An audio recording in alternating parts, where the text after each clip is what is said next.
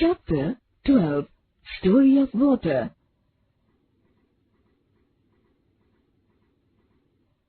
Can living things live without water? No, living things cannot live without water. We need water for a number of activities. Uses of water. We need water for drinking, bathing, washing, cleaning, etc. It helps us in digesting our food. Water is used for putting out fire. Water is used for irrigation. Water is used as a mode of transport. Water is also used for recreation and producing electricity. Farmers need water to grow crops. It is the home of many water plants and animals. Plants cannot live without water. Water from the soil is carried to different parts of a plant. It helps the plant to prepare food. If we do not water plants regularly, they will die. Animals also need water for drinking and bathing. Sources of water. Have you ever wondered where does water come from? The main source of water is rain. How do we get rain? The water of the oceans, seas, rivers, and lakes gets heated by the sun. This water changes into water vapor. This is called evaporation. The water vapor rises up in the sky. On coming into contact with the cool air, it changes into tiny droplets of water. This process is called condensation. These tiny droplets of water join to form clouds. When the clouds become too heavy, water droplets fall on earth in the form of rain or snow. This rain flows into the oceans, seas, rivers, and lakes. This is called water cycle. When it rains, water from the mountains rushes down into small streams, from streams onto the ponds and lakes, or onward to join rivers and seas. Rivers, ponds, lakes, seas, and oceans are sources of surface water. Sources of underground water.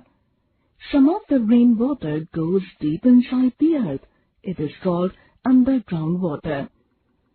It can be drawn out through well, hand pump, or tube well.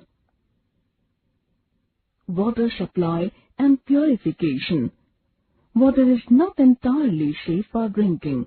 It goes through different stages before it becomes safe for drinking and reaches us. Water is collected from different sources and is brought in water treatment plants. Here it is filtered and treated with various chemicals. It is then collected in big tanks and sent through underground pipes for domestic use. When we get municipal water supply, we should store it in clean and covered containers. Purification of water at home. Water that we get from municipal water supply can still contain certain germs. These germs can cause diseases like typhoid and jaundice.